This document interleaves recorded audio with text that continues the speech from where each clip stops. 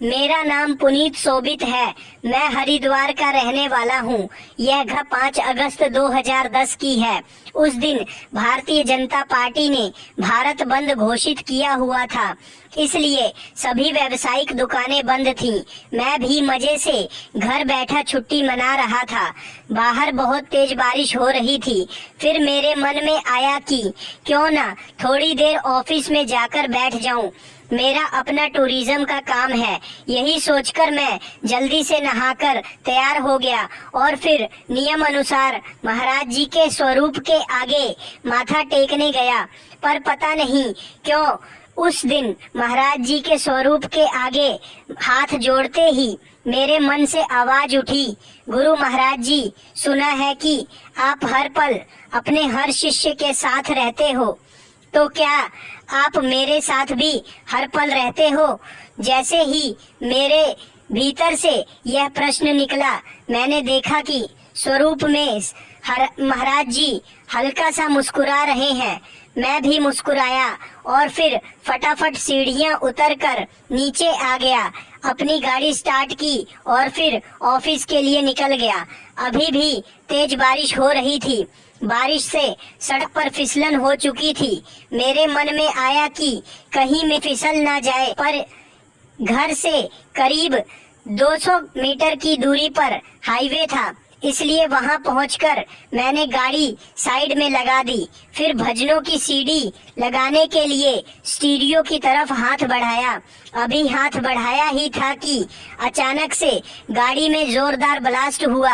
मुझे लगा जैसे गाड़ी वैक्यूमाइज्ड हुई है और उसका पिछला शीशा टूट गया, पर गाड़ी अभी भी स्टार्ट थी।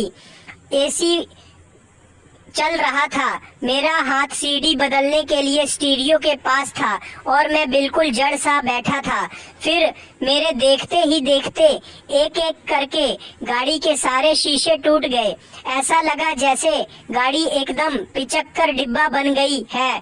मैंने बाहर झांक कर देखा तो सड़क पर करंट दौड़ता दिखाई दिया। मुझे कुछ समझ नहीं आया कि क्या करूं। गाड़ी से नीचे भी उतरूं तो कैसे?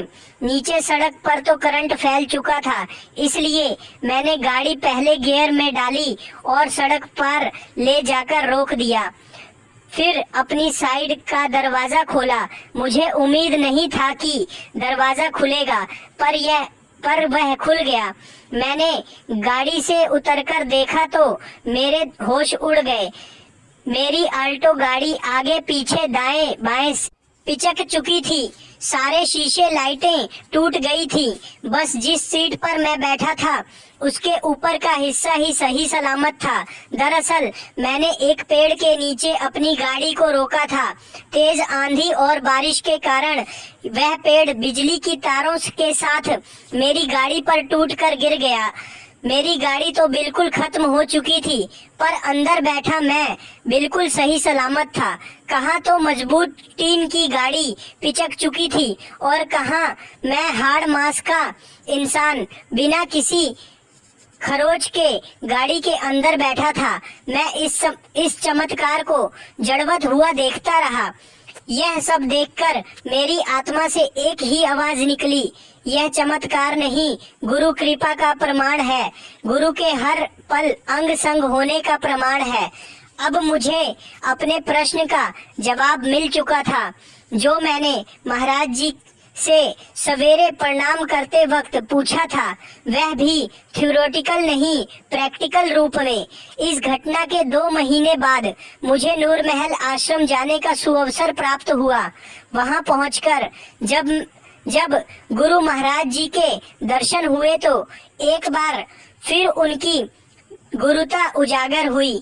गुरु महाराज जी उसी रंग के चोले में और ठीक वैसे ही मुस्कुराते हुए मुझे दर्शन दिए, जैसा कि मेरे घर के स्वरूप में मुझे मुस्कुराते हुए दिखे थे। तो ऐसे हैं हमारे अंतर्यामी, हमारे चिर संगी पूर्ण गुरुदेव।